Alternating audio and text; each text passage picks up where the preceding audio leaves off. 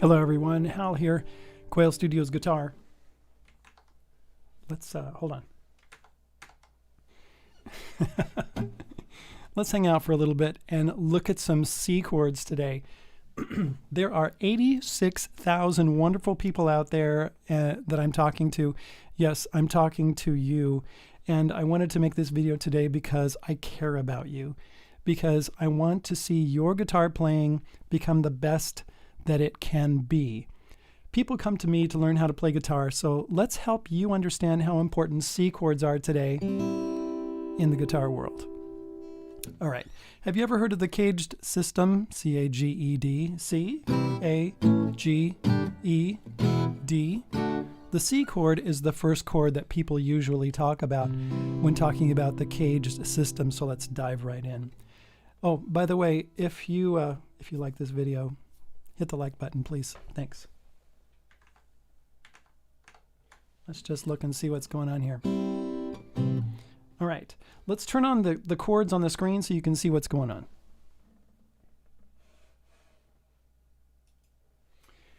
So when I'm starting out a new student, and this could be for beginners, I mean, this video could be for beginners, for intermediate players, and also for advanced players, because sometimes when we think we're advanced, we don't know everything. At least that's my take on it. So this is the chord that I start out with. I call it the C chord for beginners. And really what happens here is that I teach them to play with one finger. Now this happens mostly with children. And you know, when I show people how to play a C chord, the one that you find in a regular book, a lot of times if they can't handle that chord, then we'll make it a little bit simpler. And so we'll take it down to perhaps even one finger. Hello, Albert. How are you doing today? It's good to see you. So today, what I'm going to show you here is I show my students how to play a C chord with one finger, and you'll see on the screen it says C with a G bass. Right? That's because this low note right here is a G, and then we got a C, and we have an E, and those are the three notes, C, E, and G. But it happens that the G is in the bottom, the lowest note. And the low notes are on this side and the high notes are on that side, right? And also up is this way on the guitar and down is that way, just to let you know. All right, so this is a really simple C chord. Just about everybody can play it, no problem at all. You know, even 6-year-olds can do it, and maybe even younger than that if they're really excited. Okay, let's go on to the next one. This is another one. Once you get used to that C chord with the G bass, then a lot of times I'll add the next note in for people, and we'll do two fingers then. We got this is an E note down here. So now we have two E's, excuse me, and a C and a G, and that works really well. And of course the one you find in books all the time, and you can see that on the screen now, is the C chord like this, and the C is now in the bass. So here we are. You got the C in the bass, and it sounds very stable. It's very nice. Okay? You'll notice that on the screen there's an X on this string. That's because I don't consider that to be part of the C chord when you want the C in the bass. If you play that, it still sounds okay. But now you have what we call an inversion or a slash chord, C with an E bass, and it makes the chord unstable. It makes the chord feel like it needs to go somewhere. So we just stay off that as much as possible when we just want the C chord. Let's look at the next one on the screen here. Here's a C chord also. You can play these three notes. C, E, and G. You don't need these top ones at all. So really, you can play any three of these notes, and you know, the C, E, and the G, and you get a complete C chord. And if you put the C in the bass, it's called a root position chord, and it's very stable. If you put the E in the bass, then it destabilizes the chord, and so it feels like it's going to move somewhere. And you put the G in the bass, and let's look at this next. Oh, we'll talk about that one in a minute. Here, the C with the G bass, a lot of times you'll see people talk about this as a C chord. And this is a C chord, but now we have a G note in the bass. And so this G note destabilizes the chord again, right? And it feels like something needs to happen. Let me get my pick here. I'll show you what I mean. When you play a C chord with a G in the bass, it sounds like it wants to do this.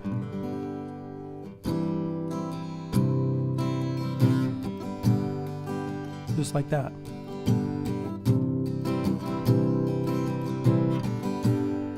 Now I have a theory why people like to use these 6-string chords like this.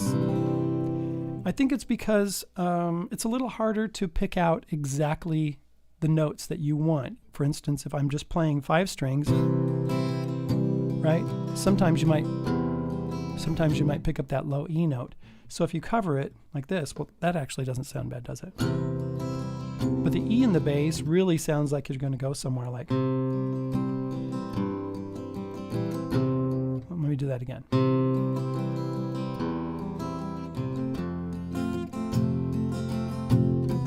C chord, E in the bass, F chord.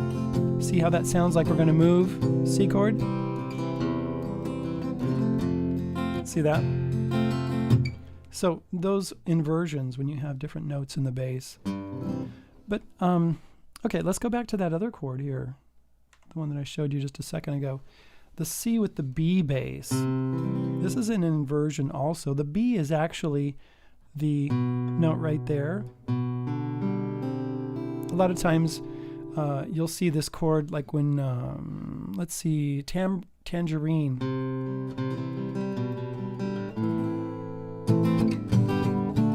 By Led Zeppelin, you know it has that. So that transition between C with the B bass, and it sounds really good, right? Because it makes sense. Those bass notes traveling. And of course you can do the C with the B bass like this. I could cover that string right there on the 2nd fret so that I still have that E note. I could go and then go to A minor. But when you drop the D, that's really a 2 in the chord. What I mean by that is C, D. So if you start on C, the next note is D. You'll hear that a lot when they're doing that transition from C to C with the B bass to A minor. You'll hear that D note will sneak in there, and it doesn't bother us because it goes by so quickly.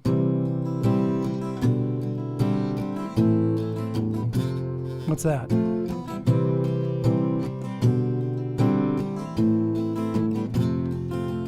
Nice.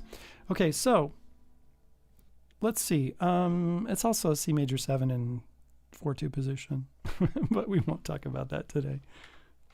Here's a C add 9.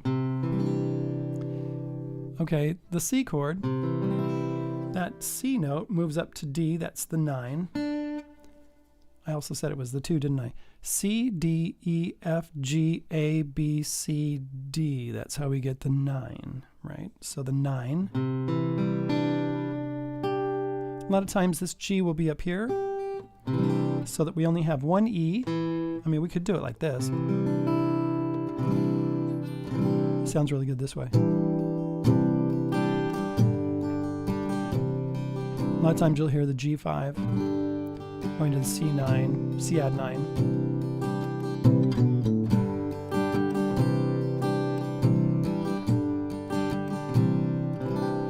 Beautiful chord, really nice. And then we're back to the C with the G bass because that's all I prepared for the screen.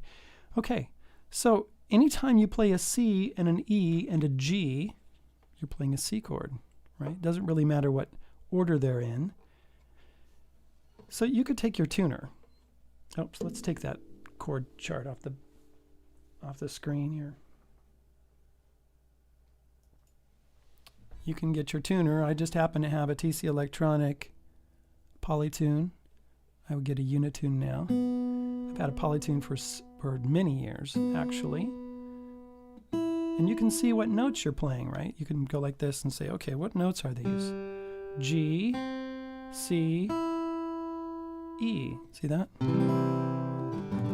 Now when you do a chord, it doesn't really show up as what chord it is because it only really figures out what note you're playing. E, G, C, E, G, C, E. Now, this is a really handy thing to have because you can figure out your notes. You can say, oh, there's an E, and there's a C, and there's a G. So you can figure out, that's an A chord. Looks like an A. You take it up to the 5th fret, and you play those 3 notes across, and now you got a C chord. Right? Or if you come up here, C, G, E, C. There's a C chord. Looks like an F, like that, but it's up on the 8th fret. 8, 9, and 10. So you can use your tuner to help you figure out where your notes are and to build chords yourself. We can talk about this more later. Well, thanks for being here. I'm going to go hang out with some of my supporters.